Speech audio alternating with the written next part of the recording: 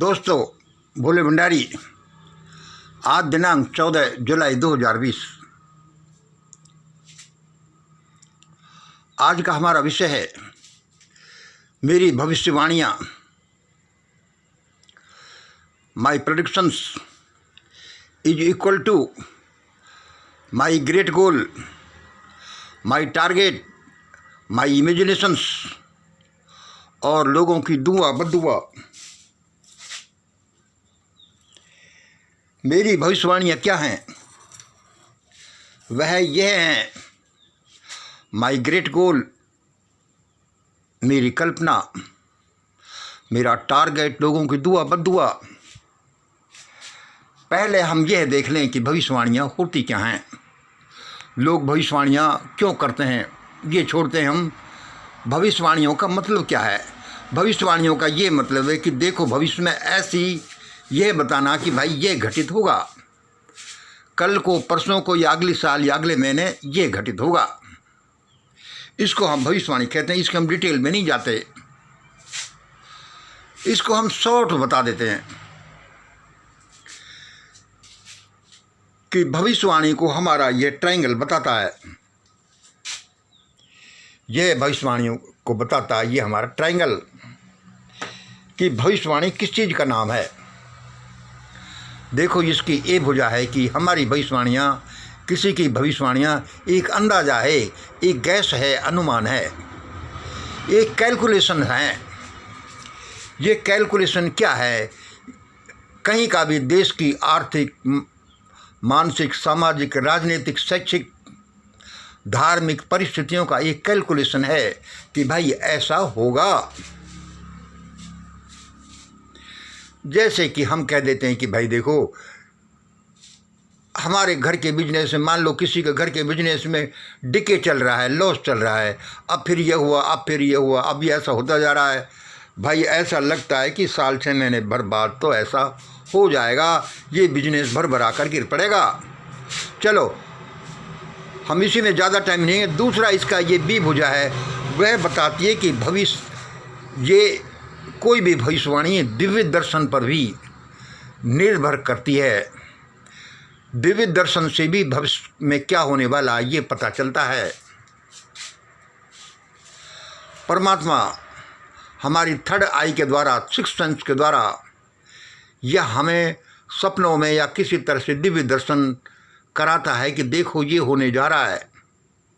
और बहुत बार, क्या हजारों बार डेली ये होता जाता है, हर किसी के लाइफ में भी हमारे जीवन में भी।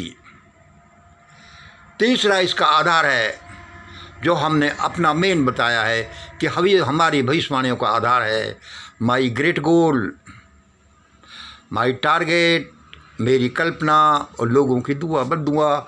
मैं यहाँ से भविष्यवाणियों का आधार लेता हूँ, यहाँ से उसका सोर्स लेता हूँ।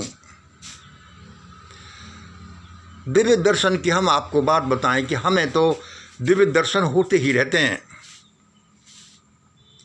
हम कोई भविष्यवक्ता के रूप में नहीं हैं, हम तो एक सामाजिक कार्यकर्ता के रूप में हैं। हमारा कोई ग्रेट गोल है, भारत के बारे में हमारी कोई कल्पना है कि हम ऐसा करना चाहते हैं, भारत में ऐसी शासन व्यवस्था, ऐसी सामाजिक, राजनीतिक, आर्थिक व्यवस्था देना चाहते हैं, और भगवान इसको पूरा कर दे।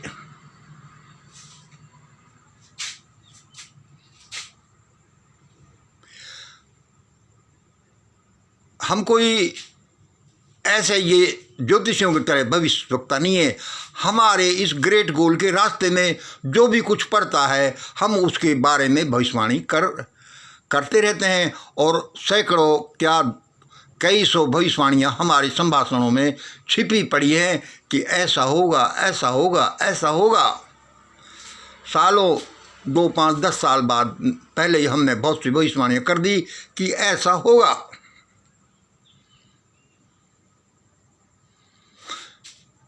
चलो, हम अपना ज़्यादा बखान नहीं करते। अब हम अपने उन कुछ भविष्यवाणियों को लेते हैं जो हम समझते हैं कि वे सत्य सिद्ध होंगी, वो सत्य सिद्ध हो रही हैं। वे क्यों होनी चाहिए?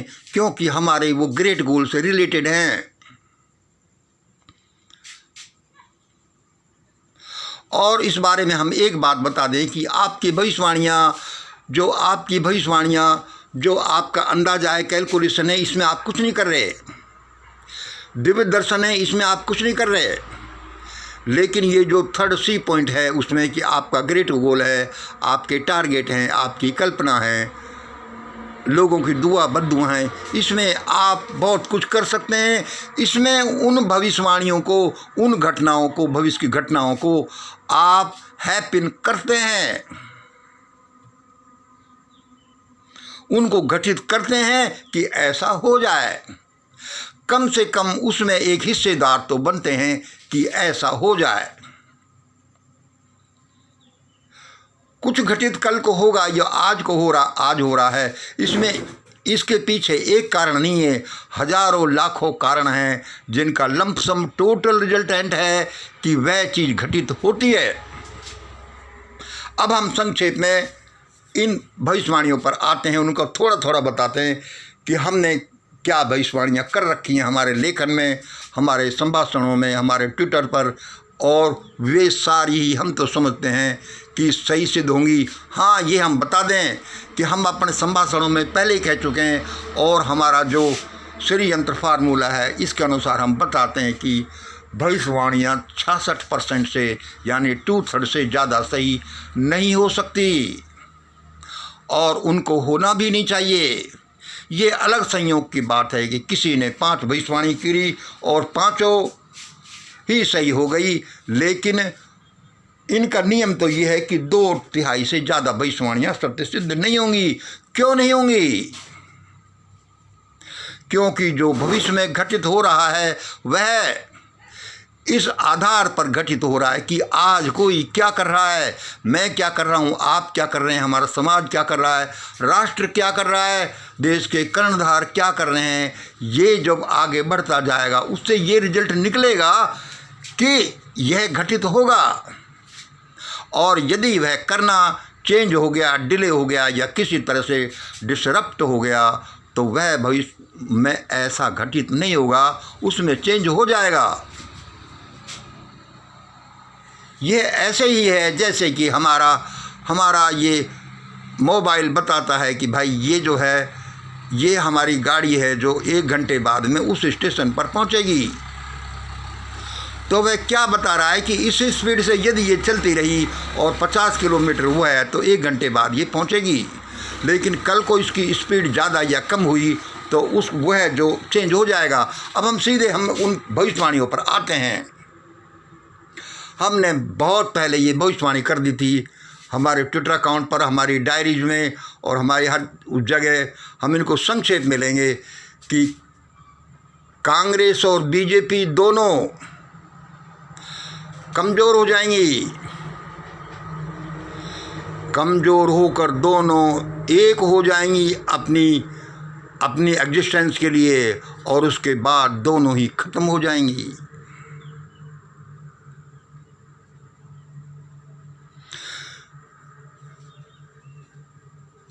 हम ये सारा क्यों कह रहे हैं?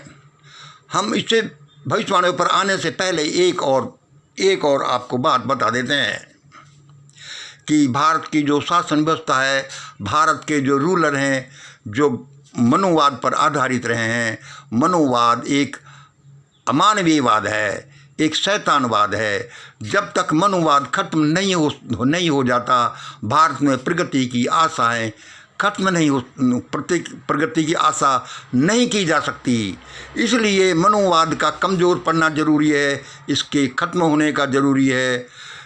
इसका मतलब ये नहीं है कि मनोवादी लोग सफ़र करें या किसी भयानक तकलीफ़ में पड़ जाएं, लेकिन हम कहते ही रहते हैं कि यदि मनोवादी भाई बहन मनोवाद के साथ चिपके रहे तो इनके साथ दिक्कत होगी। ये सारा हमारा एस्टीमेट, ये सारी कैलकुलेशन इसी बात पर आधारित है।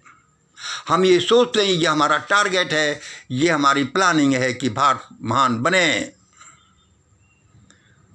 उसके अनुसार क्या होगा, ये होना ही चाहिए। कांग्रेस और बीजेपी दोनों कमज़ोर होंगी, दोनों फिर एक साथ हो जाएंगी, क्योंकि दोनों एक ही थैली के चट्टे बट्टे हैं, और फिर उसके बाद दोनों ही ख़त्म हो जाएंगी। कब होंगी, क्या होगी, ये हमने पहले कर रखा है, नहीं तो ये अलग डिस्कशन की बात है। गांधी नेहरू परिवार देश छोड़कर चला जाएगा। हम ये भविष्यवाणी करते ही रहते हैं, इसी सीरीज में हमने पहले कर रखी। और ये जो है, ये हमारा जो ग्रेट गोल है, जो हमारा मिशन ग्रेट इंडिया है, या फिर जो लोगों की आकांक्षा है या जो मनोवाद है, उसके अनुसार रिजल्ट ये निकलता है कि जब तक भारत में मनोवाद की जड़ें ढीली नहीं पड़ेंगी, भारत का विकास होगा। और अब जो सोशल क्रांति या जागरण लोगों में आया है, उसे पता चलता है कि ऐसा अवश्य होगा। तो मनोवाद का एक पाया जो गांधी नेहरू परिवार है, वो डाउन तो होगा ही। उसी वजह से वह तकलीफ में पड़ा और एक दिन ये चुपके से फुर्र हो जाएगा। सबसे पहले यह होगा। पहले मेरी भविष्यवाणी नहीं सुनी पड़ी तो अब देख लो, ये मैंने 5 साल पहले कर रखी है कि ऐसा ही होगा। एक हमने भविष्यवाणी कर रखी है कि आरएसएस के टुकड़े टुकड़े हो जाएंगे। आरएसएस जो मनोवाद का एक गढ़ है, भारत का विकास होना होगा, भारत के 133 करोड़ लोगों की प्रगति होगी, तो मनोवाद को कमज़ोर होना ही पड़ेगा। और मनोवाद के कमज़ोर होने का मतलब है कि आरएसएस कमज़ोर होगा। और इसका पता ये भी चलता है कि आरएसएस जो इनह्यूमन ऑर्गेनाइजेशन है, जिसमें कि शासक कोई है और वर्कर कोई है, जिसमें अपनी जो असमानता के सिद्धांत पर आधारित है, जो मनुस्मृति और बंच ऑफ थॉट्स जैसी किताबों पर आधारित है, ज़्यादा चल नहीं सकता। जैसे ही लोगों में जागरण होगा, विद्रोह होगा, आरएसएस के टुकड़े टुकड़े हो जाएंगे। यदि आरएसएस को बचाना है तो मेरे सिद्धांतों पर चलना होगा, इन ग्रेट इंडिया फार्मूले को अपनाना ही होगा, वरना ये आरएसएस छिन भिन हो जाएगा। इसके लोग ही अपने आप एक दूसरे से लड़ कर एक दूसरे को तबाह कर देंगे। ये हमने अलग से हम बताते रहते हैं। चौथी हमारी और दूसरी भविष्यवाणी क्या है? बीएसपी एसपी का एक होना। ये कोई 5-10 साल पहले हमने बताया, और उसके बाद में धीरे धीरे परिस्थितियाँ ऐसी बनी और बनेंगी कि ये दोनों अपने अस्तित्व बचाने के लिए एक साथ होने लगे। लेकिन फिर भी इनमें इतना मादा नहीं निकला कि ये एक साथ हो जाएं। एक साथ नहीं होने का मतलब है हमारी ये और भविष्यवाणी बीएसपी एसपी जैसी पार्टियों का तबाह हो जाना। हम इस बारे में संक्षेप में बोलें कि बीएसपी एसपी जैसी पार्टियां क्यों तबाह होंगी? इसलिए तबाह होंगी कि जिस आदमी में बड़ा दिल, जिस लोगों में बड़ा दिल नहीं, जिनमें ट्रू डेमोक्रेटिक वैल्यूज नहीं, उनका तबाह होना तो जरूरी है। जैसे कि हम मनोवाद की बुराई करते हैं, तो मनोवाद तो इनमें भी है। कैसे? कि मनोवाद क्या है कि हमारे अलावा कोई पढ़े नहीं, कोई अस्त्र शस्त्र नहीं रखे, कोई धन नहीं रखे।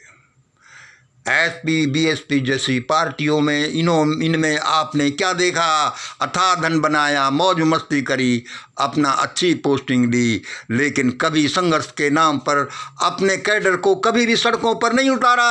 अरे रिस्क क्या लेना, जब नंबर आएगा, जब हम भी चीफ मिनिस्टर इत्यादि बनकर मौज करेंगे, छोड़ो दुनिया को। और इनमें क्या हुआ? जैसे कांग्रेस नहीं चाहती कि हम एक ही परिवार ऊंची पोस्टों पर बैठा रहे, दूसरे लोग तो दरी पट्टी बिछाते रहो, ऐसे ही इनमें है। मायावती बहन जी बड़ी अच्छी बहन जी हैं और होंगी, लेकिन जैसा मैंने देखा कि कहीं कोई ऐसा नहीं आ जाए कि मुझे ही चैलेंज करने लगे। एक दिन मैंने कोई जयप्रकाश वर्कर को देखा जिसके भाषण अच्छे थे, उसको बाहर निकाल दिया कि कहीं ये मेरे लिए ही चैलेंज नहीं बन जाए।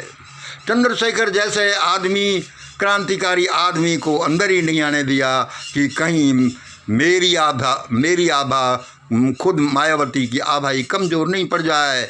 वे भी ऐसा ही कर रहे हैं जैसा मनुवाद करता था, जैसा कांग्रेस पार्टी करती थी कि पार्टी का कुछ भी हो, वर्चस्व तो हमारा। ऐसे लोग नष्ट भ्रष्ट हो जाते हैं। इसलिए हमारी भविष्यवाणी है कि ये एसपी बीएसपी अपने तबाही की तरफ जा रहे हैं और तबाह होंगी।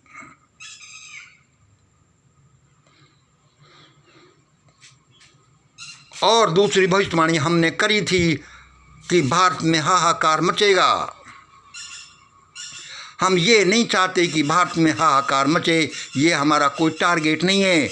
लेकिन जिस रास्ते पर भारत चल रहा है, जिन सिद्धांतों पर चल रहा है, जो यहाँ रूल कर रहे हैं, जिस तरह से कर रहे हैं, उसका एक नेट रिजल्ट ये है कि भारत में तो हाहाकार मचेगा। भारत में कैसे हाहाकार मचेगा? क्योंकि भारत में मनुवादी लोग तो सुधरने वाले नहीं हैं। ये हमने हजारों बार देखा है। और अब जो नव जागरण आ रहा है, मनु विरोधी, नॉन मनु लोग, ये भी मानने वाले नहीं हैं। यह टकराव ज़्यादा होगा। ये टकराव जब तक होगा जब तक कि एक पक्ष हार नहीं जाता। और इसमें हाहाकार मचना जरूरी है, जिसके बारे में हम बोलते ही रहते हैं। कहीं भी हाहाकार मचना ऐसे है जैसे कि शरीर का बीमार होना। यह कोई अच्छी बात नहीं है। लेकिन कोई भी नेगेटिव बात, बुरी बात भी अच्छी बात ही होती है, क्योंकि परमात्मा उसको इसलिए करता है कि मामला सेट हो जाए। जब आप अपने डाइजेशन का ध्यान नहीं रखते, जब उल्टा पुल्टा खाते जाते हो, शरीर में विजातीय द्रव्य इकट्ठे होते जाते हैं, तो प्रकृति क्या करती है कि प्रकृति थोड़ा सा शरीर को बीमार कर देती है, उसको बुखार का ऑर्डर देती है। उसका रिजल्ट होता है कि खाना पीना बंद करो जी। बाहर का खाना पीना बंद, तो शरीर की सफाई करती है प्रकृति। वह प्रकृति शरीर की सफाई करके शरीर को दोबारा चलाने के लिए तैयार करती है। और वह बीमारी भी खरा अच्छे के लिए होती है, क्योंकि उसके बाद अच्छे दिन आएंगे। इसलिए ये भारत में जो हाहाकार आ रहा है, परमात्मा भेज रहा है या परिस्थितियाँ भेज रही हैं, वह भी अच्छे के लिए आ रही हैं और ये अच्छा करेंगी। नुकसान तो होगा, क्योंकि हमने जो किया है वह तो भुगतना ही पड़ेगा। लेकिन इससे हमें शिक्षा मिलेगी। एक हमने पहले एक भविष्यवाणी कर रखी, जनेऊ प्रथा का खत्म होना। देखो, भारत से जनेऊ प्रथा खत्म हो जाएगी। यह हमने सिंपल वर्डिंग में की है। हमने डिटेल में यह नहीं बताया कि जनेऊ प्रथा कैसे खत्म होगी, क्यों खत्म होगी। हम इसको डिटेल में बताना भी नहीं चाहते, क्योंकि इसका डिटेल कहना जातिवाद के ऊपर बोलना है और वह किसी को बुरा नहीं लगेगा। लेकिन परिस्थितियां ऐसी बनेंगी। ये जो भारत की हालातें चल रही हैं, भारत में जो नव जागरण हो रहा है, भारत में रूलर की या जो मनुवाद की पकड़ ज़्यादा से ज़्यादा बनाते जा रहे हैं, उसका नेट रिजल्ट एक दिन यह तो होना है कि लोग कहेंगे कि अब हम जनेऊ धारण ही नहीं करेंगे। इसके साथ साथ जनेऊ धारण करने के साथ साथ जातिवाद भी मिटेगा। लोग जातिवाद, जाति का नाम, सरनेम इत्यादि अपने आगे पीछे नहीं लिखेंगे और भी बहुत से सुधार होंगे। वह सुधार तो हम अपने संभाषणों में बोलते ही जा रहे हैं कि ग्रेट इंडिया फार्मूला या मंगलम मॉडल ऑफ ग्रेट इंडिया जैसे आएगा, वह क्या क्या करेगा। और वे सारी हमारी लगभग भविष्यवाणियाँ हैं कि भारत में ऐसा ही होगा। ये जनेऊ प्रथा का खत्म होना, दोस्तों, इसमें बुरा मत मानना कि हम इस बारे में बोल रहे हैं।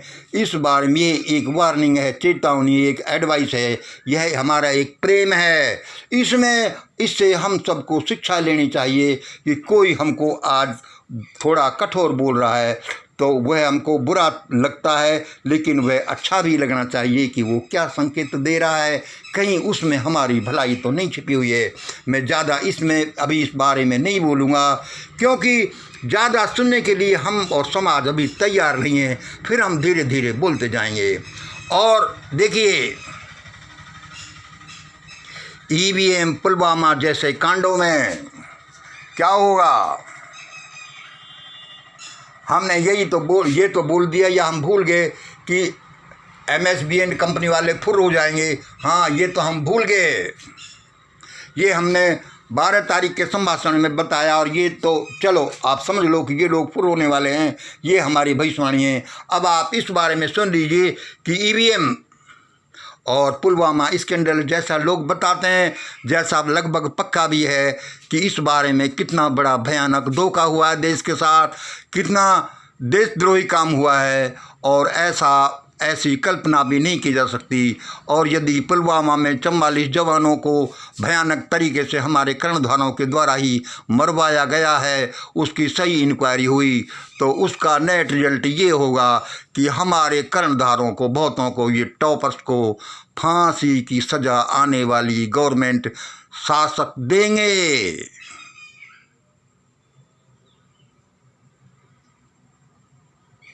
इसलिए ये लोग या तो पहले ही फुर्र हो जाएंगे या फिर अपना कैसे न कैसे बचाव करने की कोशिश करेंगे। ये हमारी भविष्यवाणियां हैं।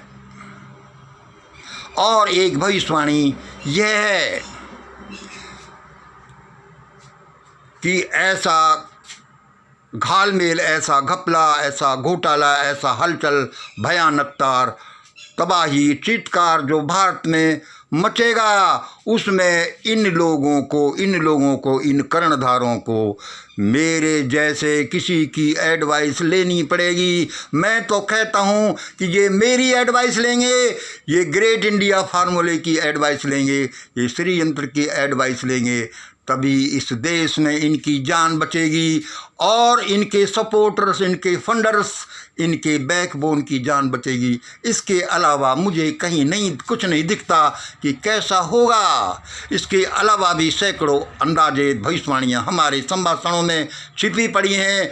वे सारी भविष्यवाणियाँ प्रेम, दया, क्षमा, करुणा पर आधारित हैं। हमारा किसी से कोई द्रोह नहीं है। कहीं गलती हो जाए तो हमको ये हमें सुधार करना चाहिए हम सबको। लेकिन मैं तो कहता हूँ कि यदि मेरे संभाषणों को सीरियसली भारत ने नहीं सुना तो भयानक चीत्कारों से भारत भर जाएगा। लेकिन मुझे आशा है कि उससे ही पहले समस्त भारतवासी मेरी इन बातों को सुनेंगे और भारत एक महान राष्ट्रीय नहीं, वर्ल्ड लीडर बनेगा। आज इतना ही। जय हिंद, जय भारत।